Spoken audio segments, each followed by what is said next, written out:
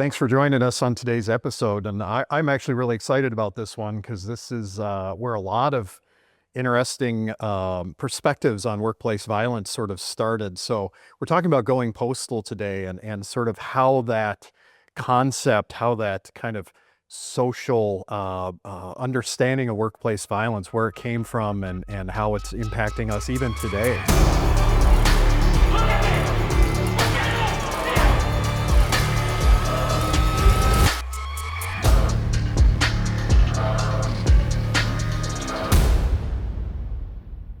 First of all, where did this come from? I think at this point, there's generations of people who didn't grow up with the idea of going postal and what it is. And even more broadly, how does it impact how we look at workplace violence back then to now? How has that changed? Well, a lot of it, so it was with the post office back in the 80s largely, a little bit in the 70s, but into the 80s. They, in their culture, were just having a lot of issues of violence, people acting out, terminations going bad, situations that could be prevented not being handled well.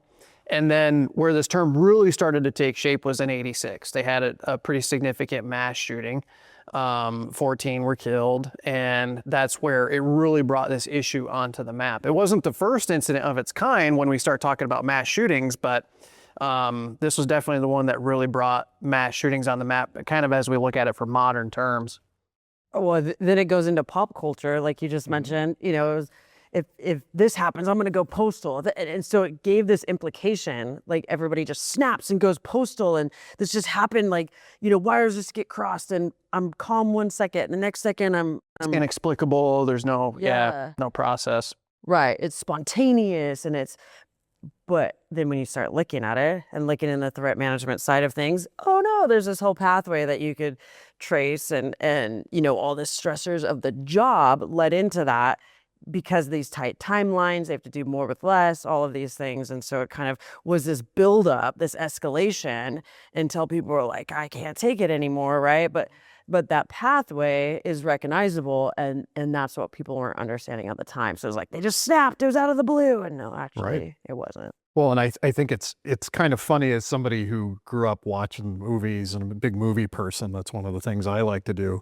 How it got incorporated into pop culture, as we said, like Falling Down with Michael Douglas, and the idea that just a workaday Joe could have a series of unfortunate experiences on the way home from work and then turn into a mass killer. And do you think the idea, just the terminology of going postal, which is still with us even after all these decades, does this set us back in a lot of ways as we're dealing with organizations or internally? I think for sure. Even when I got into this space, I definitely thought that it all stems back from someone just snapped. And I was like, and I kept trying to argue against it. And then it's like, well, when you actually look at the research, the data, the facts, everything that takes place leading up to that, it's like, oh, okay, fine.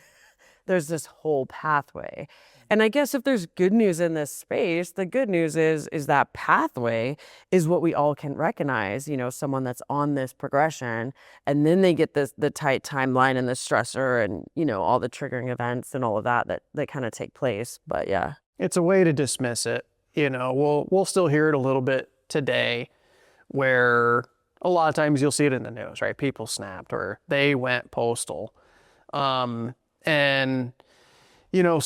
often with these different things, we now know that there is this progression that starts with a grievance oftentimes, and, there's this evolutionary path that will have some observable behaviors. But what I find fascinating about this particular case or this season for the U.S. Postal Service is it really touches to that cultural element, because it wasn't just this singular case. Like this guy, he gets let go, he comes back, and he ends up acting out in the place after his employment was terminated. Not saying his name intentionally, but they were having so many issues over the course of an extended period of time. It was in the fabric of the Postal Service. It was bad treatment, there was punitive treatment, there was bad management, bad leadership. And you wonder why, based upon the way they would let people go, the way they would be treated while they're there, that it was just kind of pervading the culture within the Postal Service. And even with that incident, it wasn't enough to circle the wagons and start fixing it. There was another one. There were several shootings over the course of several years. Over 40 people were killed.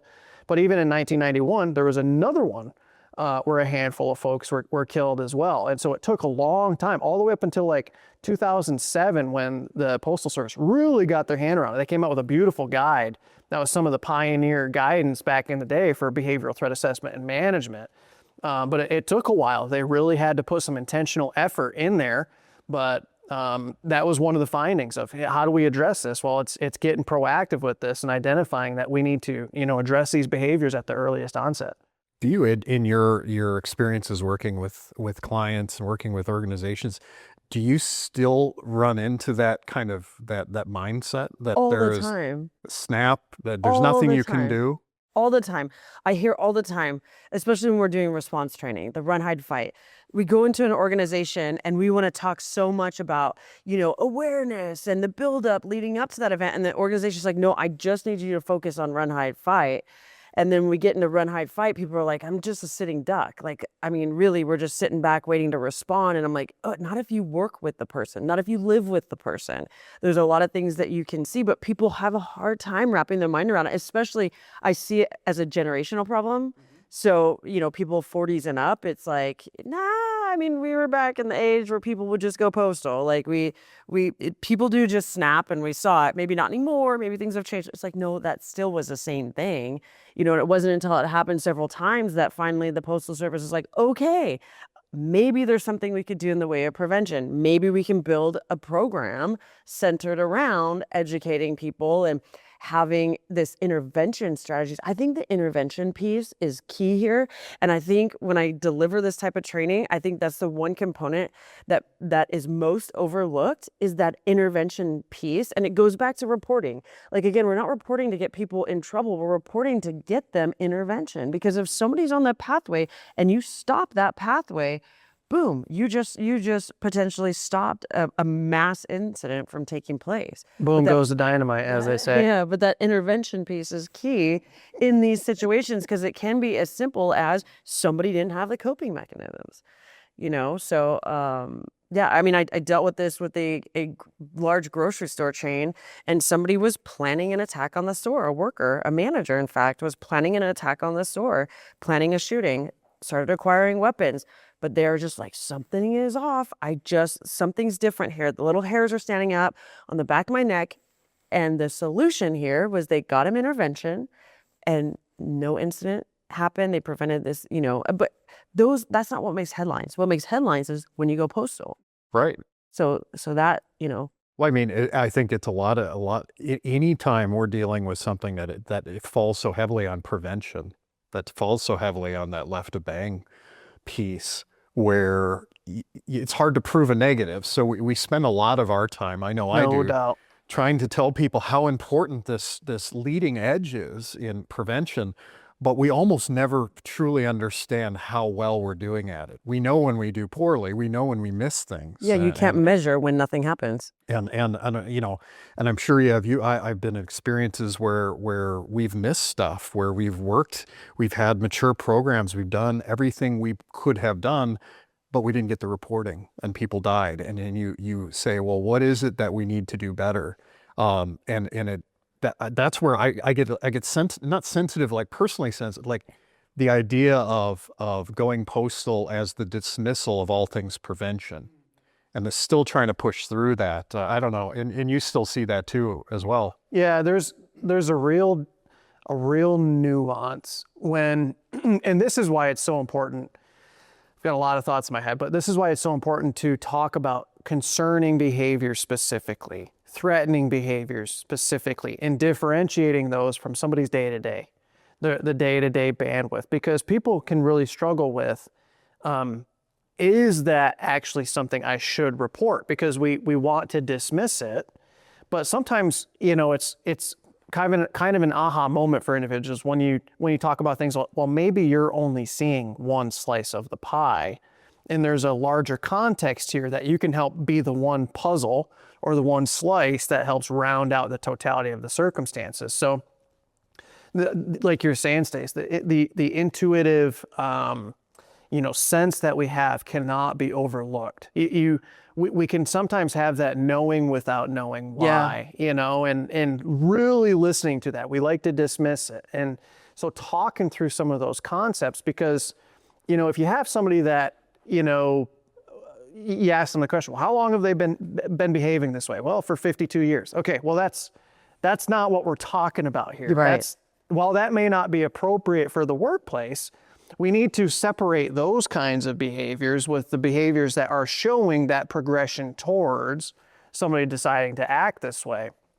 And, I still think there's a little bit of an uphill battle. Now, granted, we are seeing a decline in some of these things, so I'd like to think that we're making some pretty good momentum here. But, I still think there's a little bit of an uphill climb in really helping people differentiate behaviors such as hygiene deteriorating, a new fascination with violence, categorically change in behavior compared to this is how they are until they get their coffee at 10 a.m. Right. There's a difference there. And so, it's a real thing.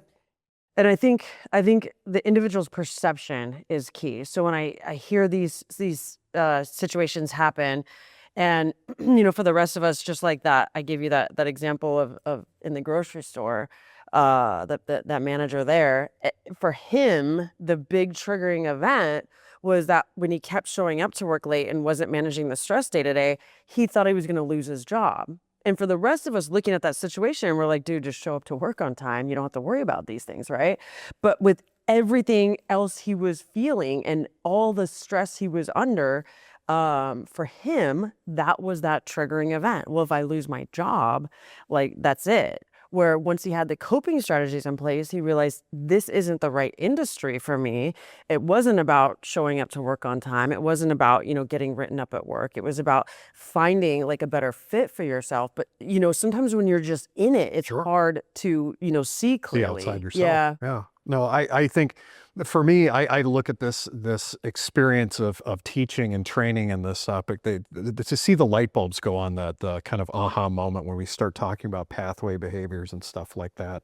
I know I get a lot out of it because that's when I see people receive that and understand it's not snapping, that is a process, that we can actually do something to help with that. So, and for everybody watching, if this is something that's interesting for you as far as building a program about breaking through some of these tough barriers that come with us from social media and pop culture, to building a program, to having the aha moment for yourself, we really love to help with that. Please think about reaching out to us. Obviously, we have so much more we can talk about this, but for now, if you would like to learn more, obviously you can follow us on the socials, newsletter, Centerfold. Centerfold, I get that wrong every time.